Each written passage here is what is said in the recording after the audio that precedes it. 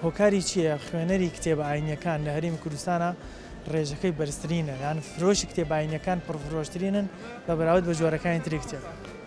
بەناوی خۆی گەورە میهرەبان، چەند هۆکارێکی هەیە مامۆستا بناکەوە. هۆکارێکیانەوەیە کە بە تایبەت لە ئەم نەتەوەی ئێمە بانگراوندێکی ئیسلامی و حوبێکی ئاینی هەیە، بۆیە زۆرترین خەڵک پێی خۆشە کە لە ئاینەکەی شارەزا ببێ و بە تایبەتی وەکو حەقیقەتێک ینی لە خودی ئیسلامەکە تێبگا، بۆیە دەگەڕێ بە دوای سەرچاوە ئاینیەکانەوە بە دوای کتێبەکانەوە خوێنەرێکی باشەیە کە سوپاس بۆ خواوەک دەبینی ڕێژەی فرۆشیان زۆر زیاترە.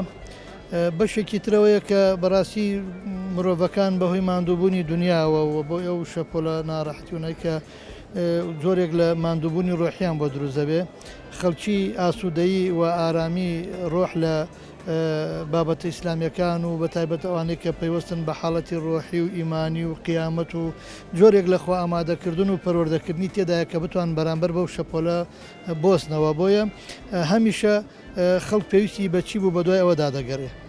بۆیە من وا هەستەکەم ئەو هۆکارانە دافعەکەن بەوەی کە پاڵنەرن بەوەی خەڵکی زیاتر کتێبە ئیسلامیەکان بخوێنێتەوە.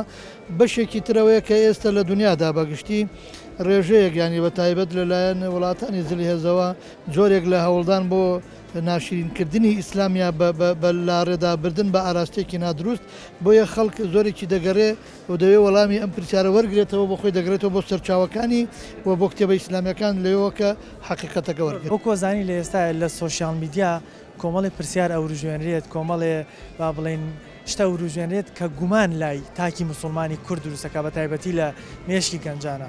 تا چەند گرنگە لە ڕێگەی ناسینی ئیسلام و ئەو کتێبانەی کە لەسەر ئیسلام نووسراون، یاخود ئەو پرسیارانی کە وەڵامەکانی دراوەتەوە گەنجی کورد پەنا بۆ ئەمە بەرێ، نەک خۆی بچێ بۆ منە پرسیارە لە کەسێک بکات و وەڵامێکی بۆ منە تەواوەتی لێەوە دەست ناکەوێت، خۆی ڕاستەوخۆ بێت لە کتێبەوە یاخود لە کتێبەکانی ئیسلام ناسیەوە دەست.